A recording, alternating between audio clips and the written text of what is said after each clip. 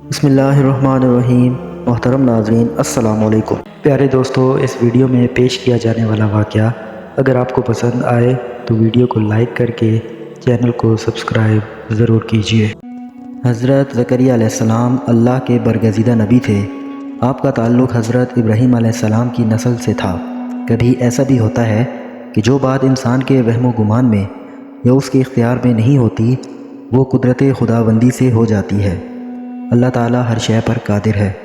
وہ مردے کو زندہ کرتا ہے اور زندہ کو مردہ۔ حضرت زکریا علیہ السلام کے ساتھ جو واقعہ پیش آیا وہ کچھ اسی طرح کا ہے۔ حضرت زکریا علیہ السلام اللہ کے نبی تھے۔ دن رات اللہ کے ذکر میں مشغول رہتے تھے۔ آپ علیہ السلام اللہ کی یاد سے کبھی غافل نہیں رہے۔ حضرت زکریا علیہ السلام کا معاشرے میں مذہبی اعتبار سے بہت بلند مقام تھا۔ واقعہ یہ ہے کہ جب بنی اسرائیل فلسطین پر قابض ہوئے تو حضرت یعقوب علیہ السلام کی اولاد 12 قبیلوں میں تقسیم ہو گئی۔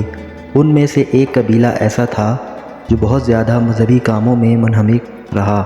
وہ مقدس عبادت گاہ کے صحنوں اور کوٹھریوں کو صاف ستھرا رکھتا، عبادت کے لیے لوگوں کو بلاتا، قربانی کرتا، لوگوں کو نیکی کی طرف بلاتا اور برائی سے روکتا تھا۔ قبیلے میں ابیا نامی ایک پاک باز شخص گزرا۔ حضرت زکریا اسی خاندان سے تعلق رکھتے تھے۔ حضرت زکریا علیہ السلام بھی عبادت خانے کی خدمت کرتے تھے۔ ان کے علاوہ کوئی اولاد نہیں تھی۔ وہ بہت بوڑھے ہو چکے تھے، اس لیے اولاد کی امید بھی نہیں رکھتے تھے۔ اس محرومی کے باوجود وہ جانتے تھے کہ اللہ بڑا کارساز ہے۔ اس کے احاطہ اختیار سے کوئی چیز باہر نہیں، وہ سب کچھ کر سکتا ہے۔ اسی خیال سے وہ مایوس نہیں ہوئے۔ آپ کو سہارے کی ضرورت تھی، وارث کی ضرورت تھی۔ وہ چاہتے تھے کہ نیکی نسل در نسل چلے، اس لیے ان کی خواہش تھی کہ ایک صالح اولاد ہو جو اللہ کی بندگی بجا لائے۔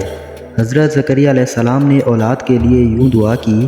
قرآن کریم میں ارشاد ہے، جب زکریا علیہ السلام نے اپنے رب کو پکارا کہ اے میرے پروردگار، مجھے اکیلا نہ چھوڑ، بہترین وارث تو ہی ہے، بس ہم نے اس کی دعا قبول کی اور اسے بیٹی عطا کی اور اس کی بیوی کو درست کر دیا۔ یہ لوگ نیکی کے کاموں میں دوڑ دھوپ کرتے تھے، خواہش اور خوف کے ساتھ پکارتے تھے، ہمارے آگے سجدہ کرتے تھے۔ اللہ نے حضرت زکریا علیہ السلام سے پہلے آنے والے پیغمبروں کا ذکر کرتے ہوئے کہا کہ کس طرح ہم اپنے نیک بندے کو صالح اولاد عطا کرتے ہیں، وہ کسی طرح نیکی کے کاموں میں حصہ لیتے ہیں۔ ہم نے حضرت ابراہیم علیہ السلام کو اسحاق اور یعقوب جیسی اولاد عطا کی، ہر ایک کو راہ ہدایت دکھائی، تو وہی راہ تھی جو حضرت نوح علیہ السلام کو دکھائی تھی، اور اس کی نسل سے ہم نے داؤد، سلیمان، ایوب، یوسف، موسیٰ اور ہارون کو ہدایت بخشی۔ اسی طرح ہم نیکوکاروں کو ان کی نیکی کا بدلہ دیتے ہیں، اور اس کی اولاد سے زکریا، عیسیٰ، الیاس کو راہ دکھائی۔ یہ سب صالح یعنی نیک بندے تھے، سب کے سب اللہ کے نبی تھے، اللہ کی عبادت کرتے تھے، لوگوں کو اللہ کی طرف بلاتے تھے۔ حضرت زکریا کا دامن شرک سے پاک صاف رہا۔ ان پیغمبروں کے ناموں کا بیان یہ مقصد ظاہر کرتا ہے کہ اللہ تعالیٰ کس طرح ایک خاص مدت تک نسل در نسل انبیاء کو مابعوث کرتا رہا۔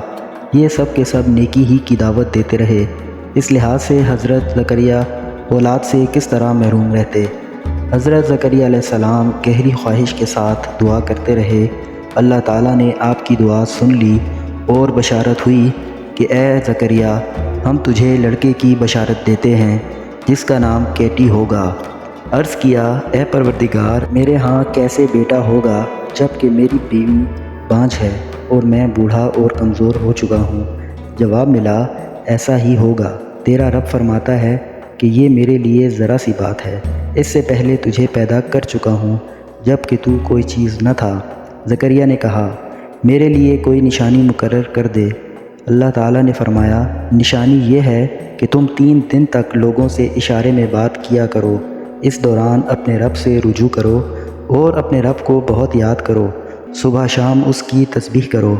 پھر وہ حجرے سے باہر آئے اور قوم سے اشارے میں ہدایت کی کہ صبح شام تسبیح کرو۔ حضرت زکریا علیہ السلام دن رات عبادت کرتے تھے اور اپنے رب کو سچے دل سے پکارتے تھے، نیک کام کرتے تھے۔ جب آپ اللہ کا ذکر کرتے اس وقت ولو بان جلا کر ماحول کو خوشبو میں بسا دیتے۔ آپ پیشے کے اعتبار سے بڑھئی تھے، اپنی محنت سے روزی کماتے جو پیسہ ملتا اس میں سے حاجت مندوں کو بھی دیتے، محتاجوں کو کھانا کھلاتے۔ جو لوگ رات دن عبادت میں مصروف رہتے ان کی دیکھ بھال بھی کرتے، ان کے کھانے کا انتظام کرتے۔ حضرت زکریا علیہ السلام کا زمانہ اور حضرت عیسیٰ علیہ السلام کا زمانہ ایک تھا۔ آپ حضرت عیسیٰ علیہ السلام کے رشتہ دار تھے۔ آپ جس عبادت خانے میں ذکر کرتے تھے، عبادت خانے میں کاہن کی حیثیت رکھتے تھے، اس عبادت خانے کو ہیکل کہا جاتا ہے۔ اسی عبادت خانے میں حضرت مریم کو بھی رکھا گیا۔ تمام کاہنوں کی خواہش تھی کہ مریم کی دیکھ بھال کی ذمہ داری انہیں ملے۔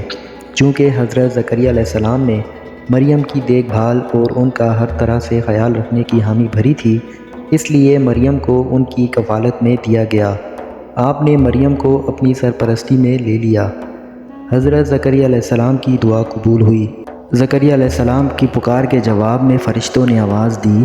جب آپ حجرے میں عبادت میں مصروف تھے، اللہ تعالیٰ نے یحییٰ کی خوشخبری سنائی کہ وہ اللہ کی طرف سے ایک فرمان کی تصدیق کرنے والا بن کر آئے گا۔ وہ بزرگ ہوگا اور وہ صالحین میں شمار کیا جائے گا۔ چنانچہ حضرت یحییٰ علیہ السلام پیدا ہوئے۔ حضرت زکریا علیہ السلام اور ان کی بیوی کا ذکر انجیل لوکا میں بیان کیا گیا۔ وہ دونوں خدا کے حضور سچے، راست باز، خداوند کے تمام احکام اور قوانین پر عمل کرنے والے تھے۔ ایک مرتبہ ایک شخص عبادت خانے میں آیا اور حضرت زکریا علیہ السلام سے مل کر کہا کہ میں صبح شام عبادت خانے میں عبادت کرنا چاہتا ہوں تاکہ میں جنت کا حقدار بن جاؤں۔ حضرت زکریا علیہ السلام نے اس سے فرمایا، تو حقدار کس طرح ہوگا جبکہ تیرا رب تجھ سے دور ہے؟ اس نے پوچھا، میرا رب مجھ سے کس طرح قریب ہوگا؟ مجھے نصیحت فرمائیں۔ حضرت زکریا علیہ السلام نے اس سے چند سوالات کیے۔ کیا تو ماں باپ کی خدمت کرتا ہے؟ اس نے جواب دیا، نہیں۔ پھر آپ علیہ السلام نے پوچھا، کیا غریبوں اور مانگنے والوں کو کھانا دیتا ہے اور ان کے ساتھ اچھا برتاؤ کرتا ہے؟ تو اس نے جواب دیا کہ میں ایسا نہیں کرتا۔ پھر آپ علیہ السلام نے دریافت کیا، کیا تو کسی کا حق مارتا ہے؟ اس نے جواب دیا، ہاں، مجھ سے یہ گناہ ہوتا ہے۔ آپ علیہ السلام نے فرمایا، یہی وجہ ہے کہ تیرا رب تجھ سے دور ہے۔